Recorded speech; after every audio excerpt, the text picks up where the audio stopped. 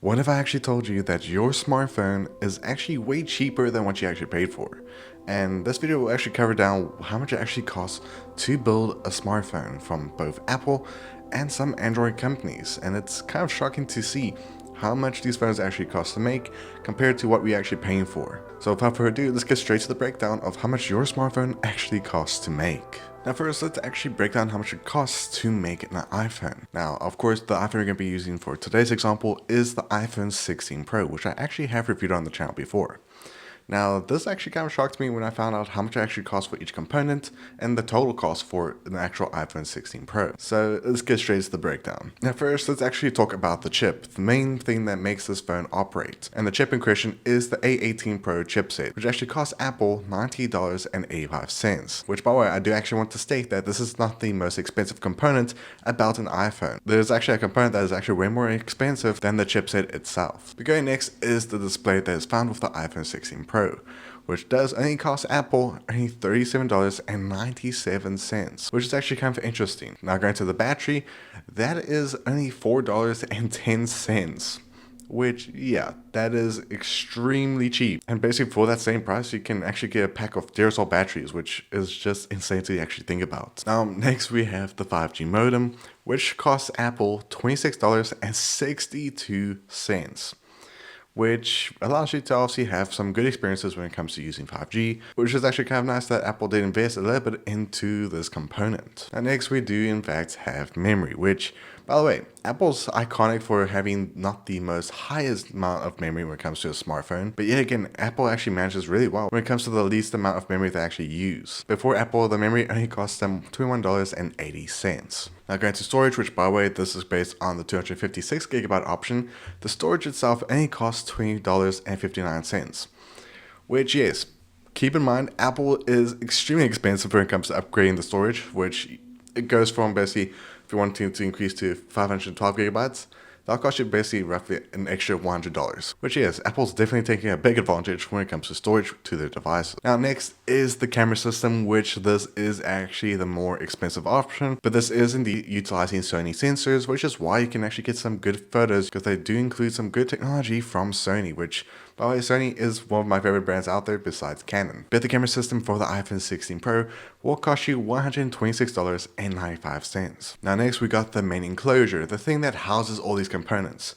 That will only cost you $20.79. And then for all the other components that are found, like motherboard and just, some of the small screws, and of course including some of the packaging, that does add up to another total of $200 added to the main price tag.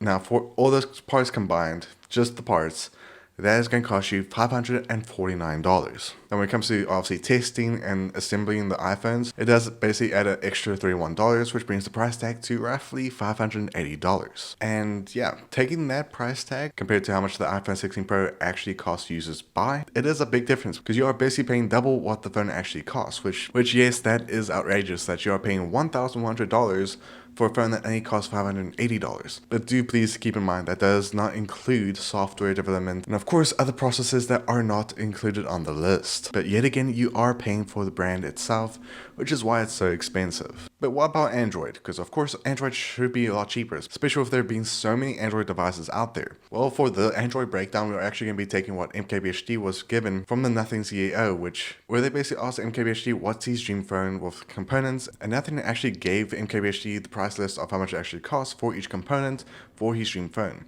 And we got the list right here. So first, for the battery that NKBHD asked Nothing to actually do, which is a 6000 milliamp battery, which costs only $13, which that's a big difference compared to Apple. Now when it comes to the display, which is an AMOLED display that is 6.1 inches with 120 Hz, that is apparently only costing Nothing $35. Now when it comes to the camera system for front and back, that costs an additional $80 for the camera system. Now for storage and memory, which includes 1TB of storage and 16GB of memory, that is going to cost you $90, which by the way, I'm going to just say, so far from what we've seen with the Apple list, some components on Android are actually a little bit more expensive, but we'll cover that a bit later in the video. Then when it comes to the processor for an Android device, which of course Androids mostly use Snapdragon chips, the processor that was mentioned was the Snapdragon 8 Elite, which costs $190, which is insane that it's extremely expensive, but yet again, it is a top of line chip for Android devices. Now, when it comes to some of the electronics like the motherboard, antenna, speakers, and just those general components,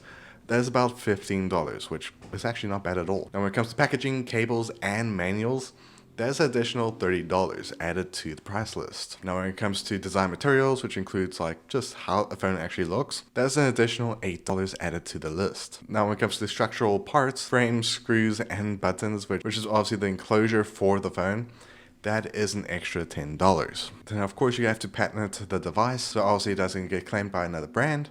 That's an extra $29. Which yes, all of that combined brings the total to MKBHD's dream phone to roughly $500. Which yes, it actually is not a bad price at all. Which yes, actually it's very interesting to see how much phones actually cost. In fact, it actually has been reported that the Google Pixel 9 Pro was actually only costing Google roughly $406 to make. Which basically, yes, at the end of the day, you are basically paying double of what you're actually paying for your smartphone from what it actually cost the brand to actually make these phones. Now, of course, I do actually want to mention that at the end of the day, obviously each brand has their own unique traits when it comes to the devices, whereas Apple, they have their own components that they make in-house, and then some components that Apple uses are from third-party users like Sony and Samsung, which yes, Apple does use some Samsung displays, which is a shocker, but that actually was a fact from a long time ago, especially from the beginning of the iPhone. And of course, when it comes to Android devices, they all use the same chip, which is normally from Snapdragon. But yeah, it's actually kind of interesting to see that your phones are actually